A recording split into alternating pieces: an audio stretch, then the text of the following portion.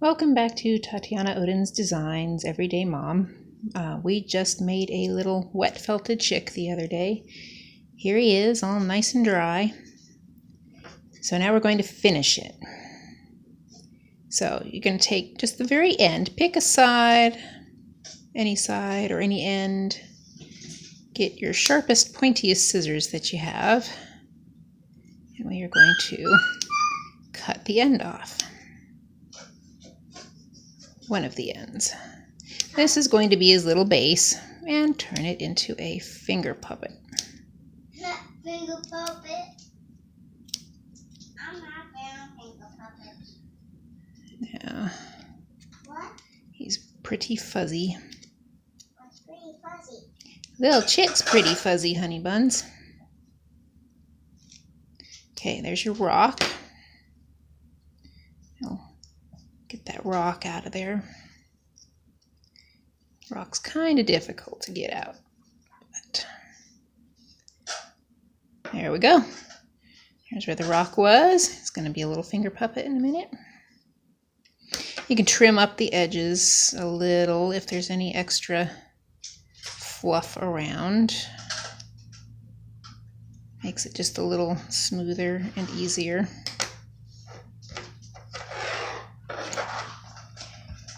So I have a length of yellow, kind of a variegated color yellow embroidery floss.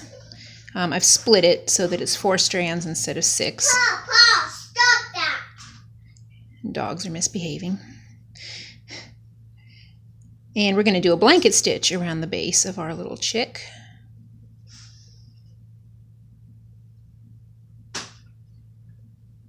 And that'll help it not unravel so much at the end, especially if little ones get a hold of this and they decide to really play with it.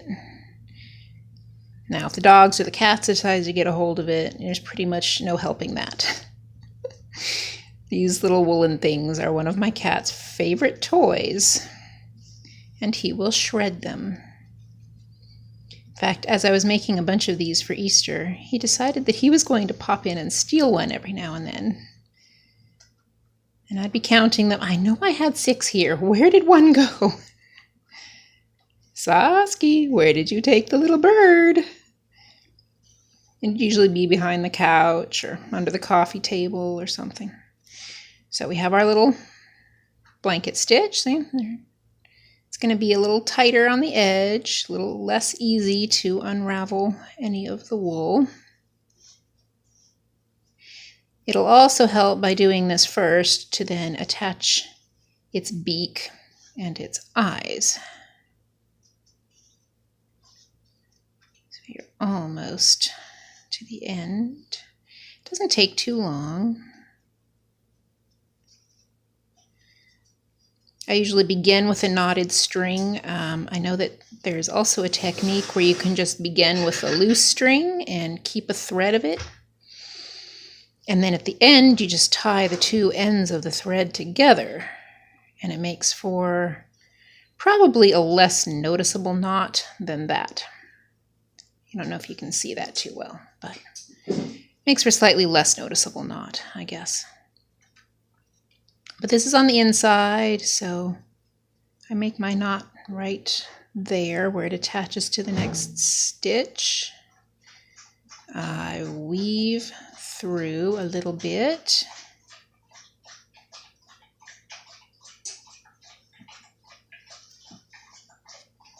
And there we go. Snip that off. Okay, so now the base is done. Fits on your finger very nicely. He'll stand up nice and straight and tall as well, flat on the table. I'll be right back with a beak and some eyes for the little guy. Okay, we have a beak. I already had this cut out, so I'm just going to show you. It is a little tiny, very tiny, kind of offset diamond shape. One end is much longer and pointier than the other. And there's the middle. So the pointy end, the longer pointy end, they're both pointy, is going to be the top of his beak, and the less pointy end is going to be the bottom of his beak. Okay, so I'm going to look where is a good place to put it. Probably right in the middle there. So I'm going to try and find that right in the middle spot with my needle.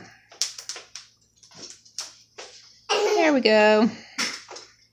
Attach one side of the little beak kind of close to one of the corners. Position it so that it's upright. And put this in on the other corner.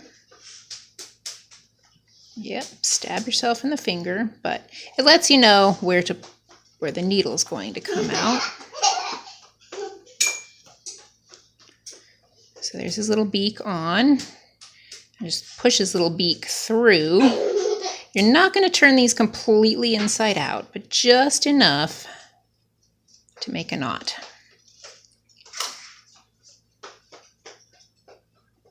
There we go.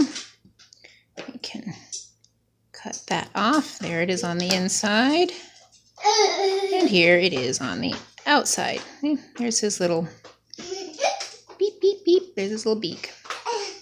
One little chickie with a beak.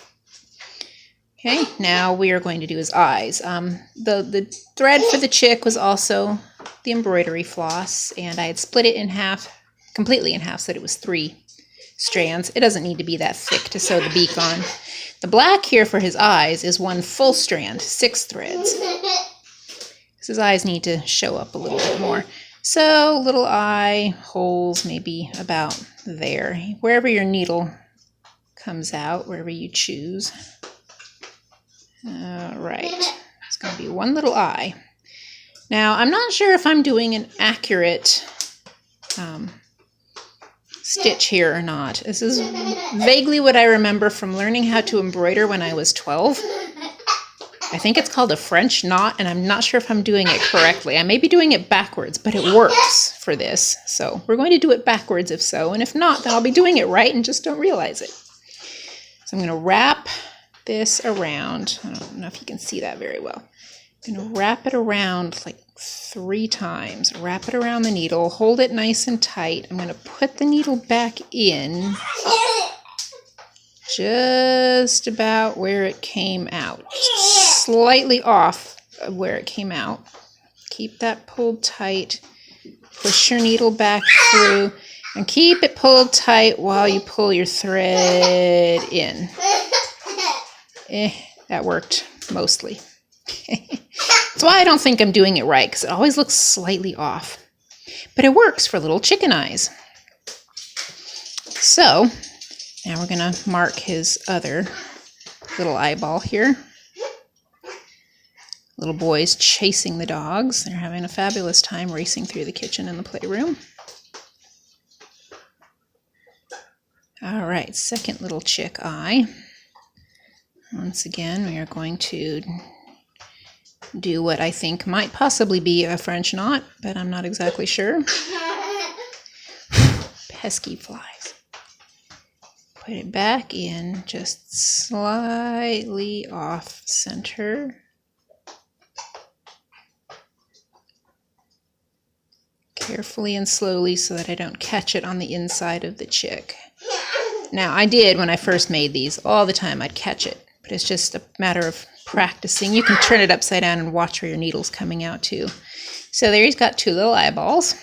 So just like with the beak, push his second eyeball in as far as you can so we can knot it off there. Snip. Okay, there we have it. 1 little chick. Beep, beep, beep, beep. Chicken came first. We will make the Easter egg then, and our little finger puppet chicken will then go into our Easter egg. Thank you so much for watching, and the Easter egg will come next.